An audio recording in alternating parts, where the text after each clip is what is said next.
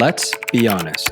The majority of people who visit Mexico spend their time on the coast, which is understanding when it has so many amazing beaches. Yet, one of the most beautiful, delicious, and culturally rich cities in Mexico is located inland in the state of Oaxaca. And so, after spending 3 amazing days exploring Puebla, we began our journey southwest to the city and state of Oaxaca. This region, and the city in particular, feature colorful buildings, scenic rooftop bars, colonial churches, artisanal crafts, and a rich local culture. Oaxaca is also one of the gastronomic centers of Mexico and capital of mezcal, one of the world's most complex and misunderstood distillates. So, while I love traveling the coast of Mexico for its remarkable beauty, Oaxaca provides a marrying of food, culture, and diverse landscape and indigenous history that is unique to this region in Mexico. After a 5-hour-long bus ride, we now arrive to what became one of our favorite destinations in Mexico, the state of Oaxaca.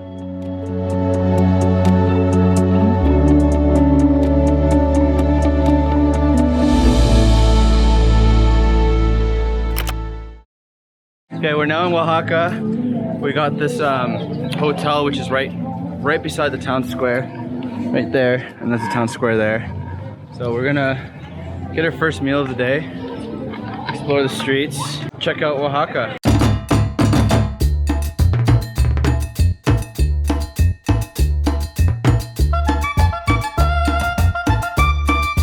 Of course, our first stop here.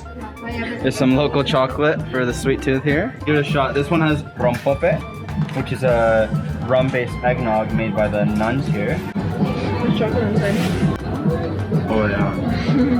It's called Paseo de Humo, Path of Smoke.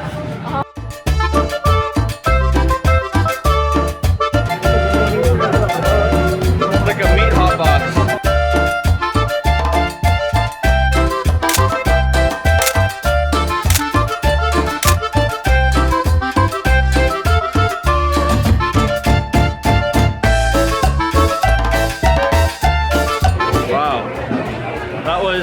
Quite something. Now we're finally at the food market here. Do you want to just nibble on things and like see what we find? So this here is a green juice, celery, cactus. I don't know, it's got a bunch of green stuff. Check this place out if you're here.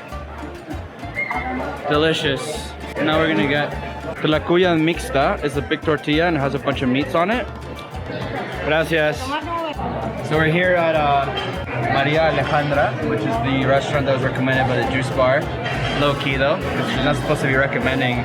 But the food here looks so cheap and good. Cheap in a good way. Why not? Let's see the menu.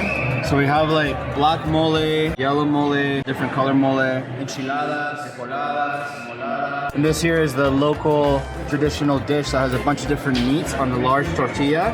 Let's see how much the drinks cost. The drinks, you're looking for a beer. This is around $2 roughly, and a mezcal, you're looking around like $3, which is awesome. I mean, really get better than that. Forgive me, vegan gods, for eating meat and cheese every day. We're good. We had the juice. D for presentation, but hopefully A for taste. Yeah, for sure.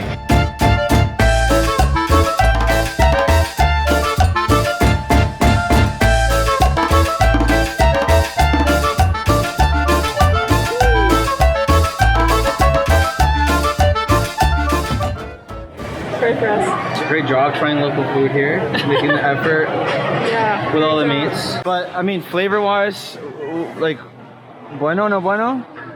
Yeah, bueno. I mean, Yeah? the chorizo was really good. Yeah. After crushing a delicious first meal in Oaxaca, we decided to walk it off and explore the town. And then it started to rain. But as the raindrops fell on us, we came across just the perfect place. It appears that we are in heaven. We are in a little plaza, bottom of a church, where there's a lot of neveras, which are like ice cream parlors and like fresh sorbet parlors, traditionally decorated. And it's a popular spot that was recommended by a few police officers that we asked for directions and things to do. Quite an extensive list. You like it? Mm-hmm. Yeah? It tastes like that chocolate we had earlier.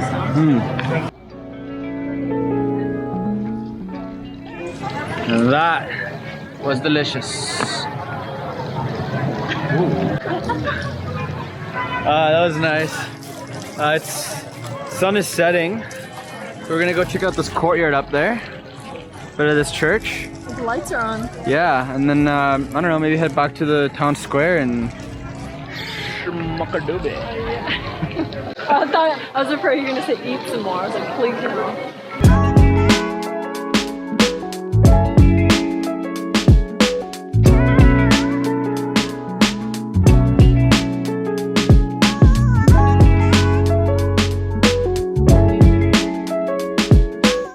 Just finished watching traditional Oaxacan dance practice over there. They're gonna be performing Saturday. May or may not see it, but it was cool to see them practice it, and people come together in the town square to dance, which is awesome. They had masks on, but they're still dancing. They're still having fun. And like you were saying, it seems like there's just something unexpected at every corner of the city. Yeah.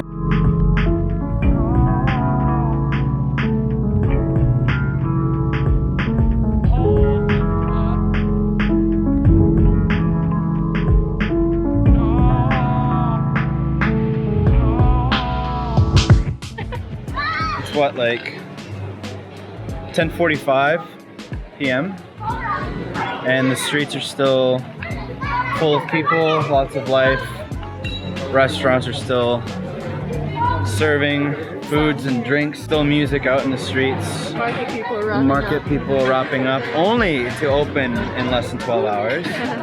That's crazy. And tomorrow we're going to be doing a tour that we just signed up for 200 pesos, probably around 8-hour tour. That for tomorrow will be a day full of adventures. We're going to get some tea and call it a day and get some rest. Smoke a doob.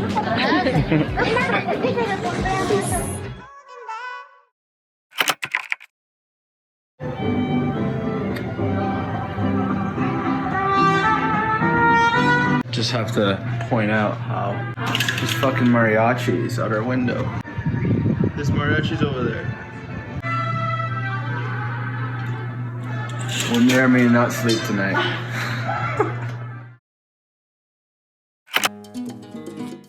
Good morning. Buenos dias. Buenos dias. Buenos dias. Just had some breakfast down the street here. And now we are about to get onto our tour that we booked yesterday. Exciting. We're going to see a lot of Oaxaca today. We went to bed with mariachis playing until like past 1 in the morning. Anyways, we're going to be starting the tour soon and it's going to be super fun. So, yeah. Stay tuned.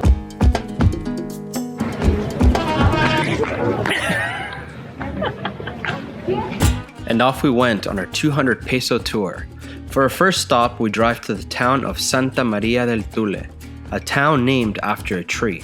But not just any tree, we went to see the widest tree in the world. So apparently this town has been closed to tourism. Yeah, so we can't go to it, but we can see it from here at least. Okay, maybe we didn't really get to see it up close, but it was still pretty cool.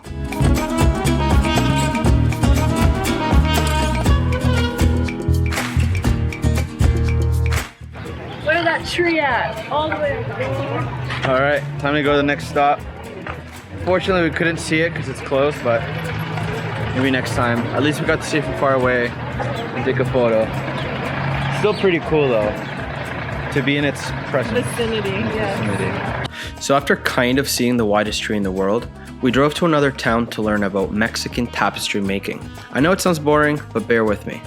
So we're in Teotitlán del Valle, and where they make tapestries. But this here is one of the more traditional houses where they make these tapestries.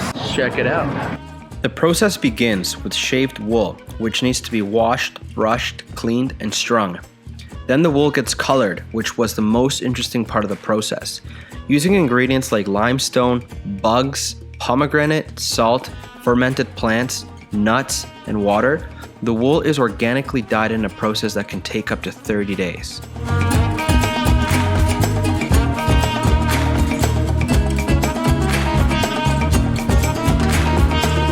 After dyeing the wool, it is then woven in a very complicated and time-consuming process that can only be done by skilled master weavers like Juan Ramón Martínez Vázquez. The end results are beautiful tapestries for a variety of uses like rugs, decorations, or garments.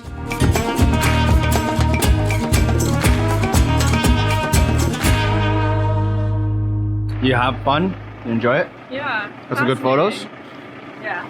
Yeah, very fascinating process and very unique experience to be able to witness how these tapestries are made, dyed, and How much work goes into it takes months to make one of these. Yeah. And I love all the natural dyes. Like, way better for your skin. We don't realize like all the chemicals we wear through clothes, you know, fast fashion that we buy. Yeah. Everything was made this way.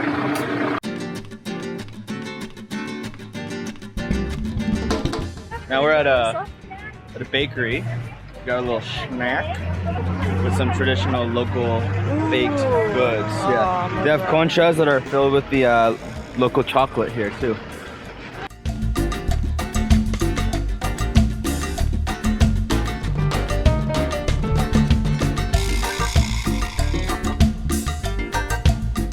We just got a couple of local breads here. 2 breads for 18 pesos, which is $1. It's super cheap.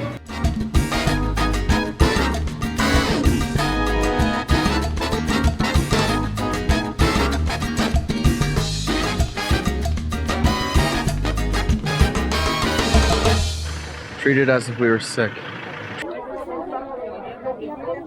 We're here at a archaeological area of Oaxaca.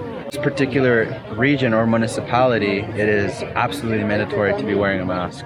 So we're just gonna wear it, you know, and just enjoy the day, take it easy, have fun. We're gonna be sipping tequila before we know it. We're gonna forget all about it. Our next stop on the tour took us to the archaeological site of Mitla, meaning place of the dead. Around 800 AD, Mitla was the political religious center of the Zapotec civilization and a ceremonial center for the gods of the underworld. In 1512, the Catholic Spanish arrived and destroyed most of it, only to build churches and monasteries over the existing temples.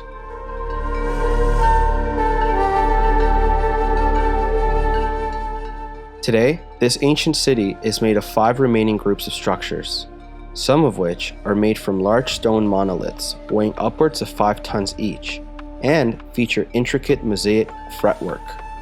These preserved structures speak volumes about the technical ability and wealth that the Zapotec builders had at their disposal. Beneath the patio of tombs are 3 tomb entrances, one of which features a column known as the Pillar of Death. They say that if you hold your arms around this pillar and feel it move, then your death is imminent. The Pillar of Death is blocked off to visitors. Mitla was built as a gateway between the world of the living and the world of the dead, because the Zapotecs believed death was the most consequential part of life after birth. There is still great mystery as to what lay here and what made the Catholic missionaries feel they had to dismantle and bury it. A great example of how history is written by the victors. Okay, just finished at the archaeological site and came to a buffet. The first buffet that I go to in at least a couple of years. And it's all Mexican food, so I'm super excited. We'll go check it out. Well, first I'm gonna go get myself food, and then I'll take the camera to show you what I got. Some eating. So we got some Mexican, Oaxacan chicken soup here. Some zucchini soup, and just like local Oaxacan food. I can't wait to eat this, so I'm just gonna get straight to it. It's good. Here's the official tour of the food. Got salad bar, got the fruit bar with fresh pomegranate, and here we have chicken soup, vegetable soup, zucchini soup, chayote, mole oaxaqueño, rice, mole verde, papas encebolladas, pork dish, nopal, which is cactus, another pork dish, chicken dish, refried beans, pork and green sauce, spaghetti, carne with chorizo, fresh tortillas, and veggies.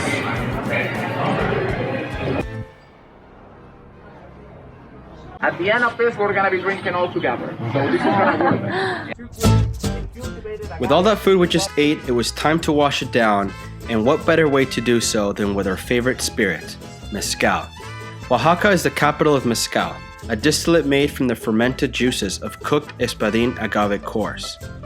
After roughly a decade of maturing, the core of the agave plants are cooked in hot underground pits for several days. This gives mezcal its unique smoky flavor. Then, the cooked agave is crushed by a mule-drawn stone wheel, combined with water, and allowed to ferment for up to a month. At last, the fermented maguey juice and pulp gets distilled twice to tradition, and thus mezcal is born.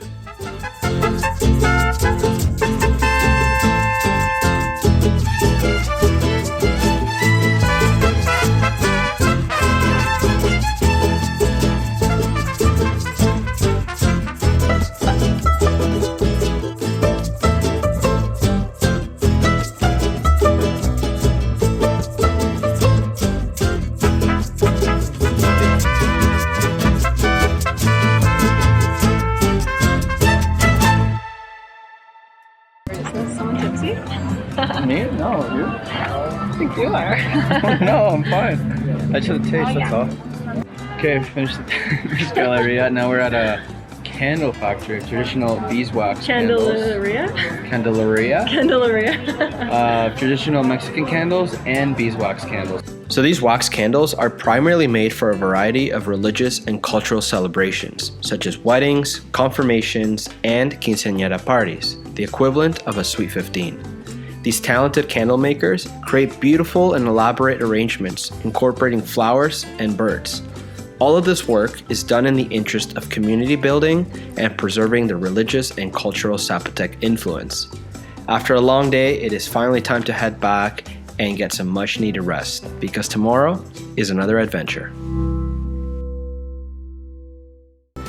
Hey, what's up guys? It's Sebastian coming at you from Puerto Vallarta. Thank you so much for tuning in. Just wanted to hop on here real quick to make an announcement. We have reached our first 100 subscribers. So thank you to every single one of you that has been supporting this channel, liking, commenting, subscribing. Really appreciate it. It is a fuel that keeps us going, and it motivates us to put out more content. If you guys are enjoying this content and you haven't subscribed, please make sure to click that subscribe button, thumbs up.